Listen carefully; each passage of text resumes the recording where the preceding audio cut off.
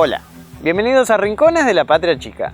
Una vez más, llegamos a la pantalla de Cablevisión con este programa puramente federal que permite darle visibilidad a las distintas localidades, parajes y estancias del partido de Bragado. Tal como ya lo hicimos con la localidad de Olascuaga, el paraje de La Barrancosa y el pueblo de Comodoro Pi, hoy visitaremos la localidad de Juan Salaberry, más conocida como Máximo Fernández. Les recuerdo que mi nombre es Leonel Ávila y estoy a cargo de la conducción, y Sergio Ascurra en la cámara y edición. Dicha todas estas formalidades, ¿qué les parece si arrancamos el recorrido?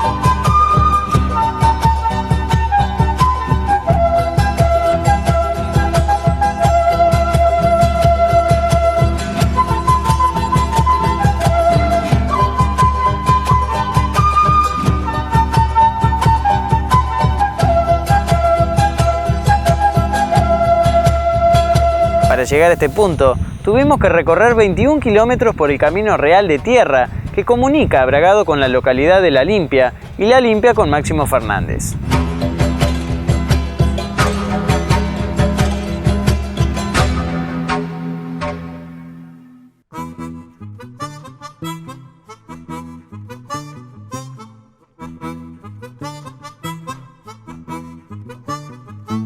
La localidad de Juan Salaberry, más conocida como Máximo Fernández, se trata de uno de los lugares más atractivos del interior del partido de Bragado. Es la cabecera del cuartel 8 y posee una gran riqueza, tanto en lo que respecta a su condición como pueblo rural, con todas las características que ello implica, como así también por las bellas construcciones o restos de edificaciones que allí se encuentran, e incluso por las distintas historias que transcurrieron ahí o los mitos que se han gestado. En general es todo lindo.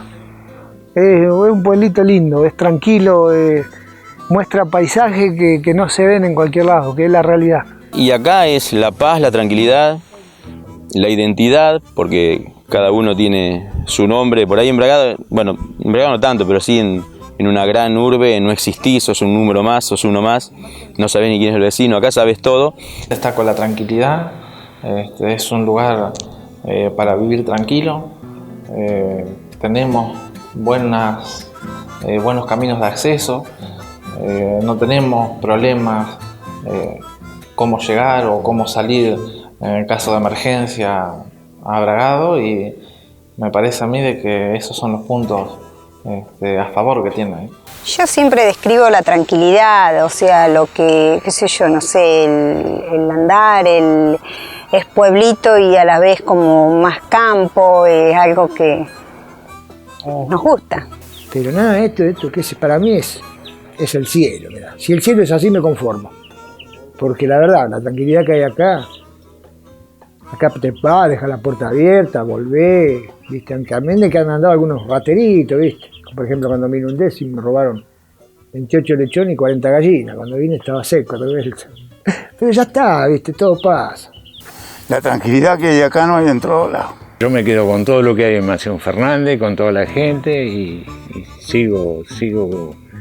Yo tengo casa en Bragado, pero me gusta más Máximo Fernández. Y me gusta el aire tan puro, libre, me siento como si fuera, que todo fuera el lugar mío, así, porque vos salís y no te encontrás con nada, vamos a decir, andás en la calle libre, no sé cómo decirlo, me siento libre. Nos gustó todo, me gusta el paisaje, todo. En Buenos Aires vos te sentás a tomarte en la vereda y te roban el banco. Cuando fuiste a buscar el agua de vuelta ya está sin banco en la vereda, ¿viste? Entonces acá es una cosa muy buena estar acá, qué sé yo. Para mí es la gloria esto. Por cuestiones laborales, hasta hace 6 o 7 años he estado en los mejores hoteles del país, siempre por trabajo, obviamente, por el periodismo, en los mejores restaurantes, pero no cambio nada de eso por estar un día comiendo un asado acá. Yo, si me lo permitiera el trabajo, estaría viviendo acá, sin dudas, no tengas ninguna duda. Y es más, te digo, y no me interesa ni el acceso siquiera, mirá vos, porque la raíz de todo esto tiene que ver con esto, con la tierra, con los caminos de tierra. No, obviamente que el asfalto, una ruta sería beneficioso para todos, pero si me decís a mí, yo prefiero esto, así como está, sin asfalto, sin acceso, con todo tierra, digamos, al margen de los inconvenientes que se genera cuando llueve y demás, ¿no? Una de las particularidades que tiene el pueblo es que absolutamente ninguno de sus habitantes lo llama por su nombre, o sea, Juan Francisco Salaberry. Todos prefieren apelar a la denominación Máximo Fernández, con la que fue llamada la estación ferroviaria, al punto de que hasta la propia municipalidad de Bragado también lo utiliza. ¿El motivo? La costumbre, o una especie de encanto que le ven al nombre de Máximo Fernández por sobre Juan Salaberry. Salaberry viene a ser por... Salaberry fue el que lo fundó acá. Y Máximo Fernández se le puso, yo no sé cómo el pueblo se llama Salaberry. Y Máximo Fernández le dicen por la estación de Máximo Fernández. ¿Y vos con cuál te sentís más identificado? Y Máximo Fernández, todo más.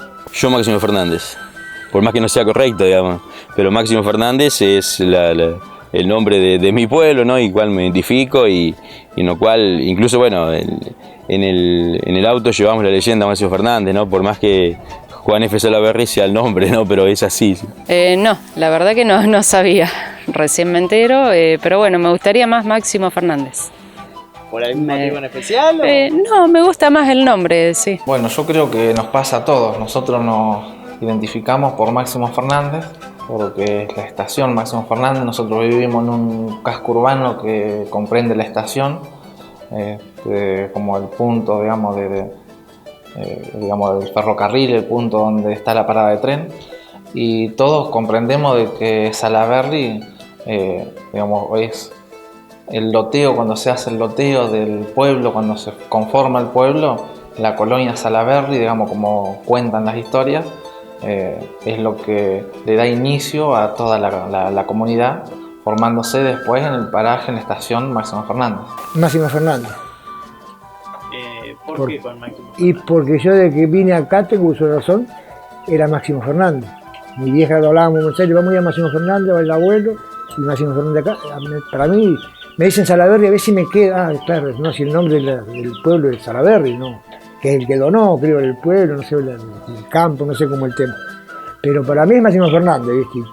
Y luego vas a escuchar, Máximo Fernández, Salaberry te dice, puede decir algún hombre grande, ya que hace muchos años que no viene por acá, entonces le quedó el Salaberry, pero si no todo el mundo Máximo Fernández, ¿viste? Igual que los carteles, vos fíjate los carteles, Máximo Fernández. Y estoy más acostumbrado a Máximo Fernández. Nosotros cuando venimos era Máximo Fernández y siempre Máximo Fernández, sí. Y me parece que la estación de tren se llama así, es más fácil, es más corto, no sé, es más común por ahí. Nosotros decimos vamos a Máximo, nunca a Fernández.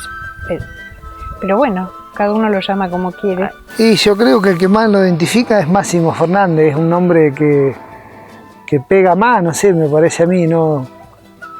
Máximo Fernández te está diciendo, Máximo Como Máximo Fernández. ¿Y es por algo en particular? No, me parece porque lo veo como algo máximo. Como que dice que máximo es lo más. Así yo me siento acá en Máximo Fernández como si fuera más. No, por costumbre, por historia, porque siempre lo tratamos de esa manera, es una costumbre más que una creencia o que haya analizado alguna situación. Me gustó siempre Máximo Fernández, Salaverry, la verdad que casi que si me agarrás de apuro no te sé contestar.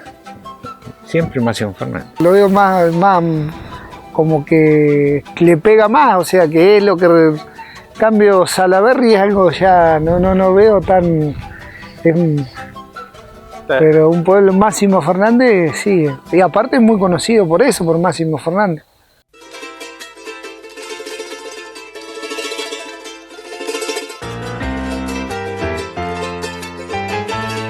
Más allá de lo pequeña que es la localidad de Máximo Fernández, durante décadas se trató de uno de los pueblos más importantes del partido de Bragado, por haber motivado un amplio movimiento comercial en la zona. Sobre el lugar podemos decir que en 1834 el mismísimo general Juan Facundo Quiroga adquirió el derecho enfetéutico de las tierras, pero el crecimiento de ese espacio no se dio hasta 1872, cuando se transformó en uno de los establecimientos ganaderos y agrícolas más importantes del oeste de la provincia, a partir del nacimiento de la estancia La Matilde del señor Máximo Fernández. El origen, bueno, frontera contra los indios, tiene en un mojón que pone Gobernador Dardo Rocha 1882. Después sé que era de Facundo Quiroga, después Máximo Fernández, después Salaverry y después Suárez. En realidad el primer dueño de la estancia es Facundo Quiroga. Facundo Quiroga cuando muere, obviamente queda la estancia, toda la tierra era mucho más grande, no era solamente lo que es hoy Montelén, queda en manos de su viuda. Y la viuda vende parte de la estancia, de las tierras. Llega a manos de Máximo Fernández por digamos como una dote cuando él se casa. Su suegro le da una parte. Y bueno, él con el trabajo logra tener muchísimas hectáreas. En ese momento la estancia se llamaba Matilde por el nombre de la esposa de Máximo Fernández. Y bueno, Máximo Fernández es el primer poblado, en realidad el que primero le da vida a la estancia y construye toda la parte del casco. Es muy interesante, por ejemplo, ver la parte de las casas o las habitaciones de los peones, porque en ese momento la estancia era frontera con el indio. Entonces las habitaciones de los peones son todas como una barraca, una al lado de la otra, y las ventanas dan todas hacia el lado de los toldos, porque de ese lado venía el malón. Entonces los peones tenían que estar al pie, digamos. Esto es de modo anecdótico, digamos, pero bueno, Máximo Fernández, Matilde tiene su casa, es la primera casa de Máximo Fernández, está dentro del casco. Matilde, su esposa, se va a vivir a Buenos Aires o a Uruguay, no me acuerdo bien. Entonces él quería que ella volviera y construye la gran casa que todo el mundo quiere venir a visitar. Que bueno, que hoy no se puede visitar. Hoy no se puede visitar, no. La casa grande, digamos, sí, es propiedad privada, como el resto de la estancia. Y bueno, la intención es que en algún momento se pueda hacer, digamos, turístico, pero por el momento no.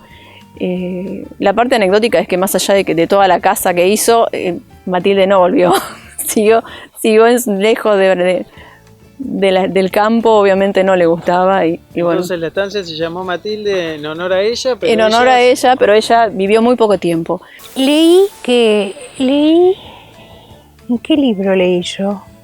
En el de Lector Urquizo, Historias de un pobre diablo, que contaba cuando había el último malón que fue a Obrien y acá, a la Matilde. Y el último malón que hubo en Bragado, en el partido de Bragado, los indios atacaron tanto Obrien como y llegó hasta acá, hasta el casco de Montelén. El palacio era hermosísimo. Ahora dicen que está destrozado, que han roto todo, estaba lleno de libros, todo, está todo tirado en el suelo. Hay un piano, no sé si inglés, que es adentro, es hermoso, pero claro, se ha ido deteriorando, viste, con el tiempo. La Gran Casona no fue lo único que construyó Máximo Fernández en el lugar. También instaló una cremería y una fábrica de quesos y dotó el campo con arboledas, potreros, corrales, plantas frutales y hasta un bello jardín con flores aromáticas. No obstante, lo más decisivo para el crecimiento de la zona fue la estación ferroviaria.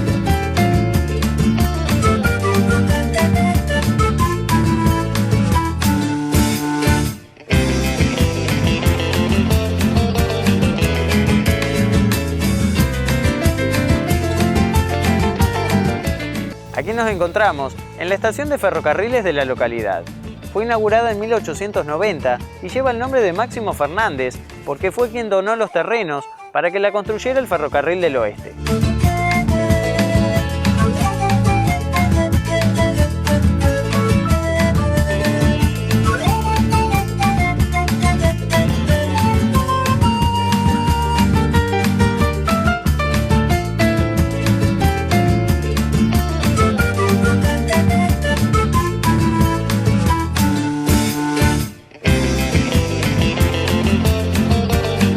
Distintas desinteligencias por parte de la familia Fernández la obligaron a venderla a Matilde a principios del siglo XX, cosa que motivó la aparición en escena de Juan Francisco Salaberry, quien no solo dio mayor impulso a la estancia, sino que también fundó el pueblo que hoy lleva su nombre, al menos en los papeles. Fue el que donó todo, porque hay para comisaría, para registro civil, para cementerio. Es como si fuera una ciudad, está todo donado. Y ese fue Juan F. Salaberry. Fue un pueblo que se quiso, que alguien lo soñó como un pueblo y después no sé qué pasó y como que tuvo que dejar todo, así da esa sensación. Que es un pueblo que alguien lo imaginó hecho una ciudad, por decirte, un pueblo que por lo que veo está muy bien diseñado, porque están todas las calles, todo, digo, qué lástima que se haya ido la gente. A lo mejor por falta de trabajo y todas esas cosas que pasan en todas las ciudades chicas, que se desaparecen por eso. Pero dentro de todo se mantiene, es como que está en que ahí, viste, que me voy o que me quedo. Sí, digo, mirá vos cuántos años y todavía City hay gente todavía, porque hay otros lugares que no hay nadie.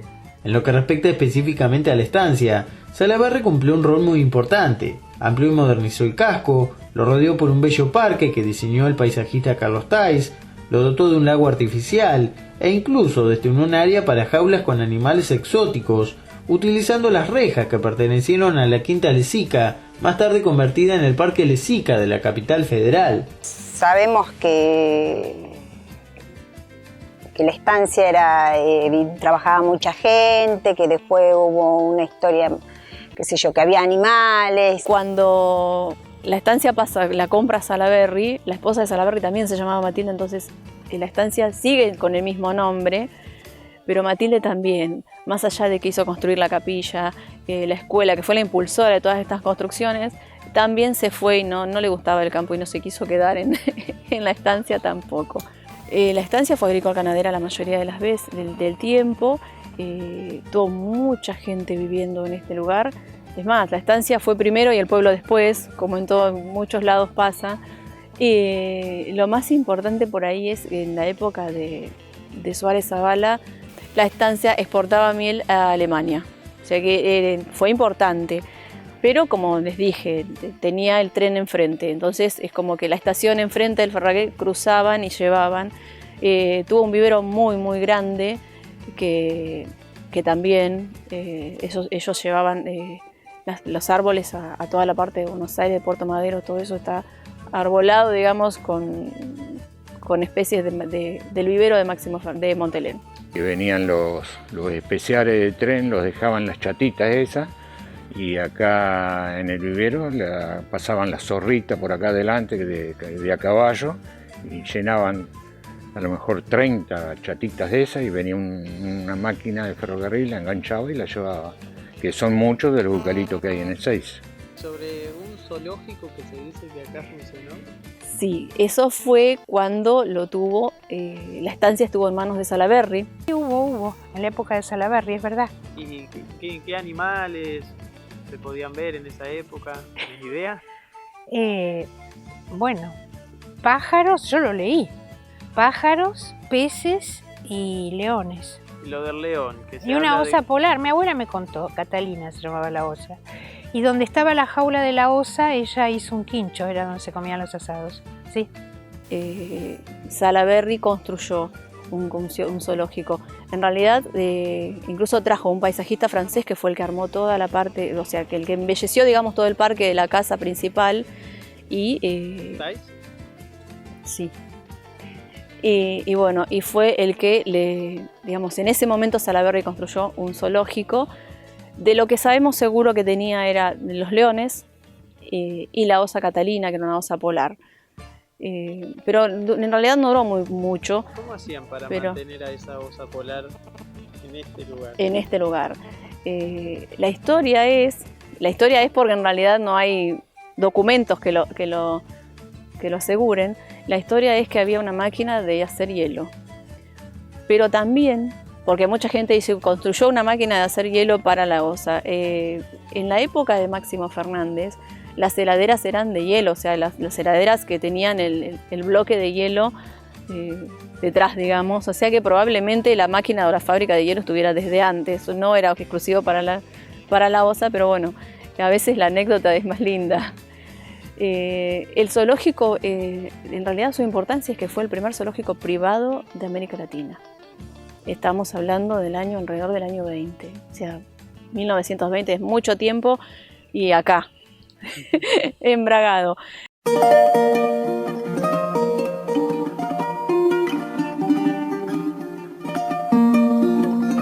Pese a lo importante que fue Salaberry para el lugar, la mala administración hizo estragos en la Matilde y la llevó a la quiebra, lo cual obviamente repercutió en el pueblo.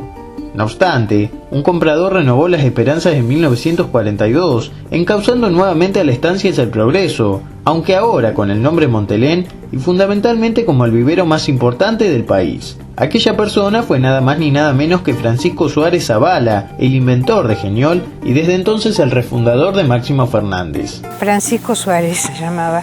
Él la compró en el 42, la usaba mucho para propaganda de Geniol.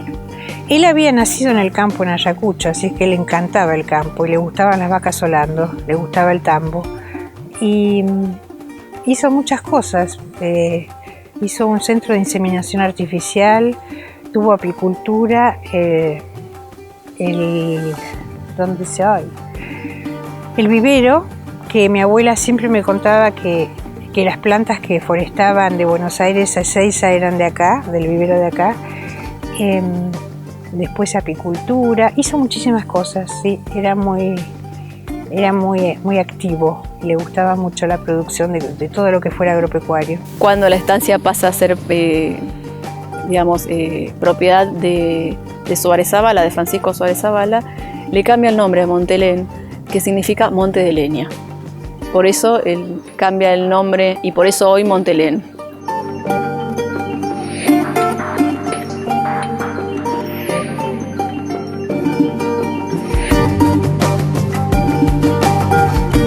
Y la comunidad creció mucho a la par que crecía las estancias, ¿no? De Montelén, en este caso, que es la última denominación de esta estancia de la familia Suárez Zavala, ¿no? Y a partir de eso, con el crecimiento de la estancia, obviamente crecía la comunidad. Y en concordancia también con el decaimiento de esta, y como sucede con tantas estancias, ¿no? en todos lados, se dividiendo y demás, también fue cayendo la comunidad. Y si a esto le sumamos que en el año 74 fue cuando vino un tornado que derrumbó muchas cosas y muchas ilusiones también, obviamente eso fue un espaldarazo importante, un espaldarazo negativo obviamente, para que la comunidad cayera, ¿no? Y bueno, después tuvo Montelén, que era lo que le daba fuerza al pueblo. Todo por ahí nace en una estancia, como todos estos pueblos rurales. Y mi abuelo trabajó en Montelén, tiene tenía muchos conocimientos de lo que fue la estancia, del funcionamiento en sí, de los tambos que había, del vivero, de las fábricas de todo tipo que había en la estancia, la cremería, por ejemplo. Hacían conservas de tomate. La fuente laboral era muy grande y en el año 74, el tornado que derrumba prácticamente Máximo Fernández, la gente empieza a buscar nuevos horizontes y termina en lo que a lo mejor se ve ahora.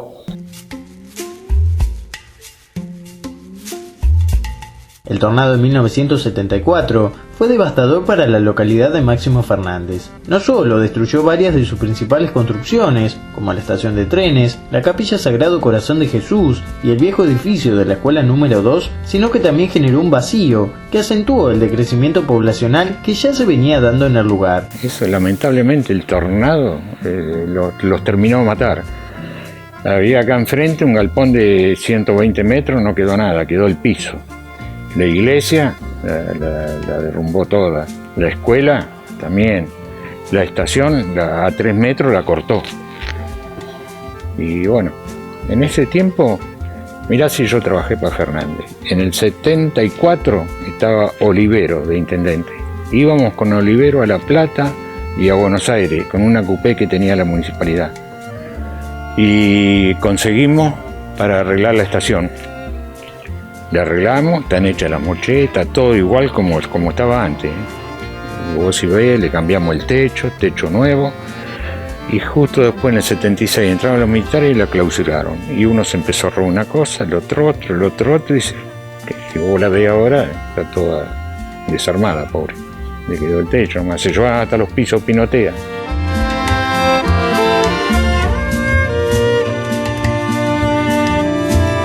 Aquí nos encontramos en la capilla Sagrado Corazón de Jesús, inaugurada y bendecida en el año 1914. Cumplió un rol muy importante, no solo para la estancia Montelén, sino también para la localidad de Juan Salaberry, más conocida como Máximo Fernández.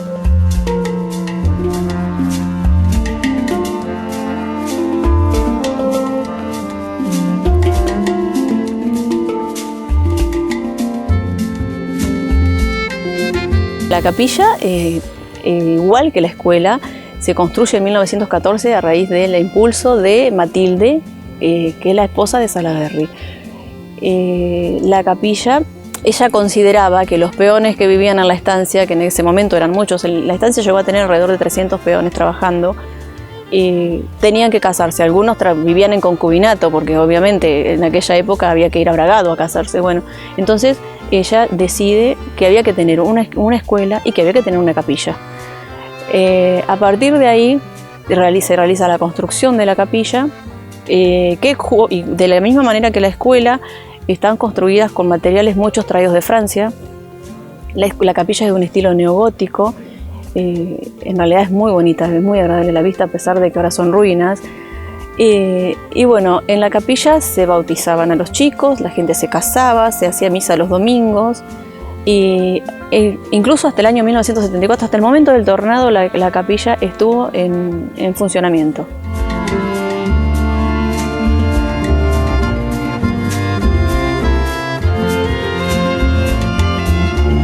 Venimos acá a tomar la comunión acá y después, bueno, tomé la comunión acá y todo. Fuimos a la escuela, no, a la escuela fueron mis hermanos más chicos. Si bien era territorio privado, formaba parte casi como del pueblo, ¿no? Claro, venía toda la gente del pueblo, a la escuela, a la capilla, y la panadería funcionaba tanto para la estancia como para el pueblo. Su estilo neogótico hizo que concentrara la atención de muchos. Incluso es considerada una de las más lindas del partido de Bragado. Neogótico es el estilo de esta capilla, que es el estilo de esa época, que estaba de moda en esa época. Bueno, era hermosa, hermosa. Veníamos siempre que venía el cura, que podía venir el cura, veníamos a misa.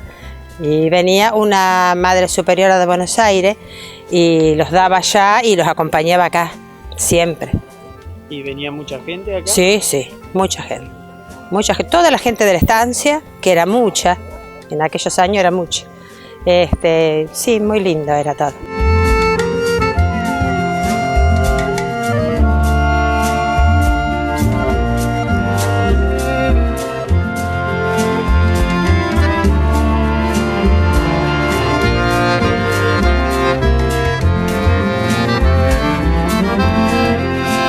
Y también se ve los nombres de los arquitectos, ¿no?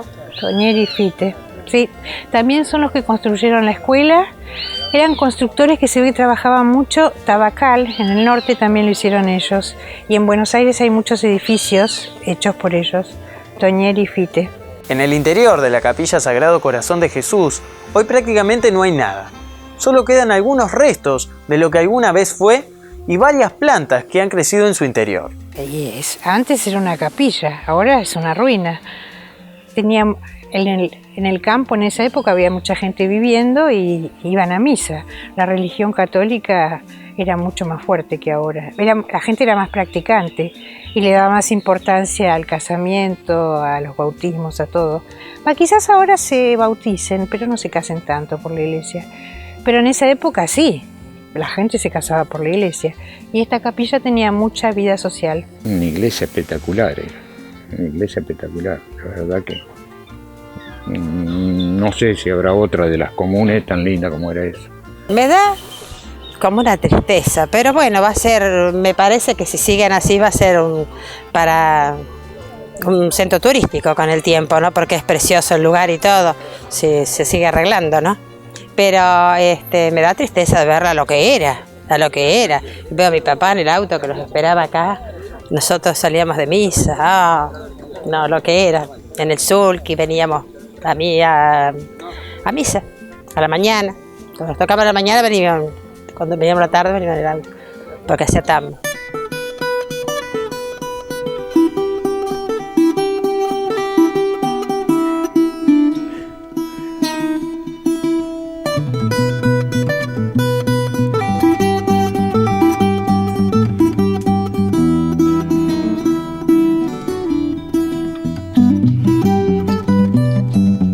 No solo fue el paso del tiempo y del viento lo que se llevó elementos de acá, sino también otras cosas. La mano del hombre también pasó mucho por acá, ¿sí? ¿Qué cosas se han llevado de acá? De acá se han llevado los mármoles, la puerta de la capilla. ¿Los mármoles dónde estaban? Los mármoles en la entrada de la sacristía, rompieron el mármol de acá, los mármoles de la escuela, se los llevaron.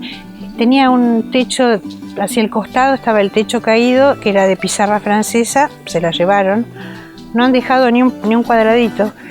Y las tejas de la escuela eran traídas de Marsella y no se llevaron las enteras, dejaron las rotas. Bueno, yo las veo, por todo Bragado veo cosas de Montelén, las reconozco, sí. ¿Y decís algo en esas situaciones? ¿Qué querés que diga?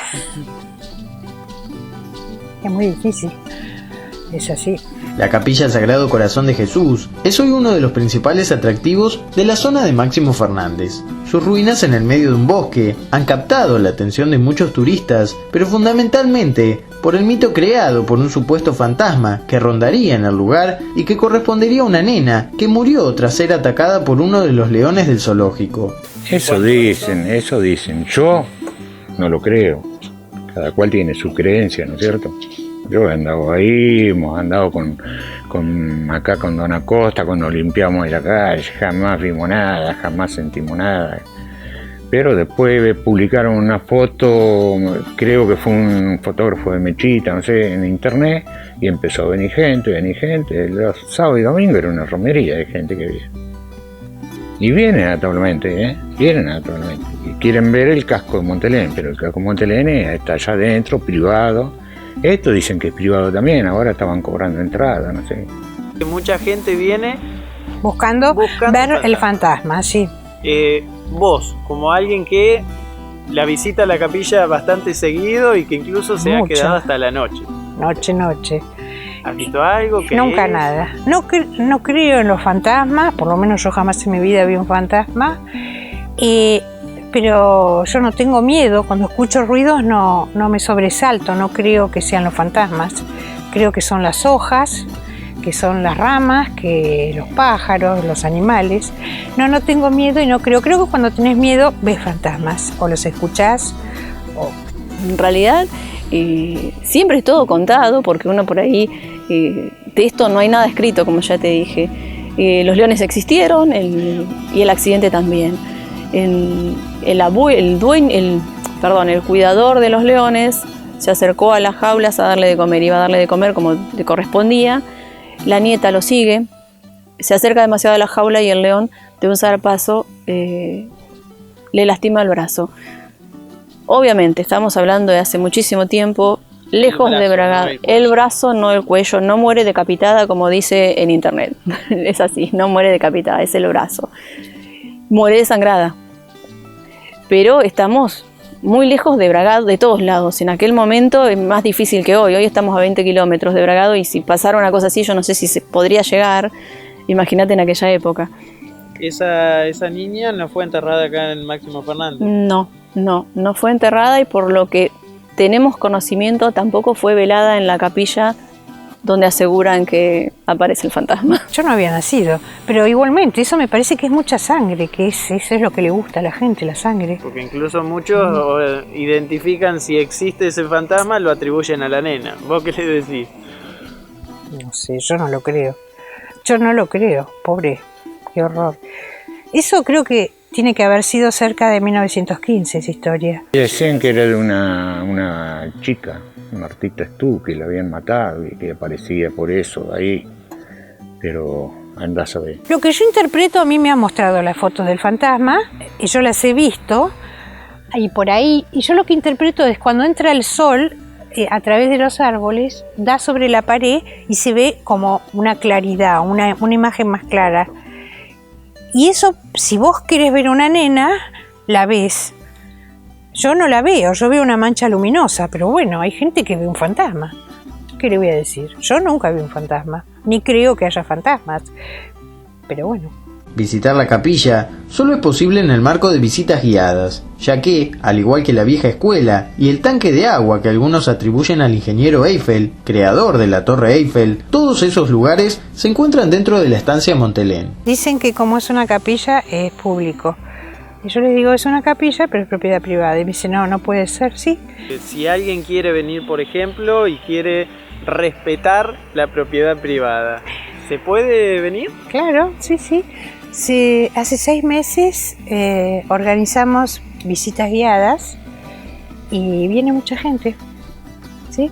Vienen, pagan la entrada, con gente, somos 4, les hacemos una visita, si les interesa la historia se las contamos y si no toman fotos. ¿Y se puede saber el costo por venir? Sí, 75 pesos la gente grande y menores de 15 no pagan. ¿Y la visita guiada en sí en qué consiste? ¿En la capilla, la escuela? Y el molino. Y el molino. Uh-huh. Sí, lo que hay acá.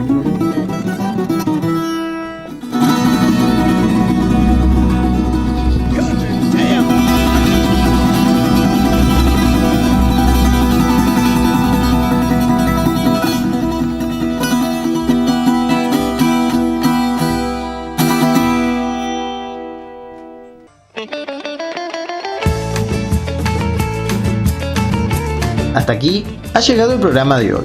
Los invitamos a mirar el próximo para continuar conociendo las ruinas de la escuela número 2 que están en la estancia Montelén y seguir aprendiendo sobre la localidad de Máximo Fernández y de su gente.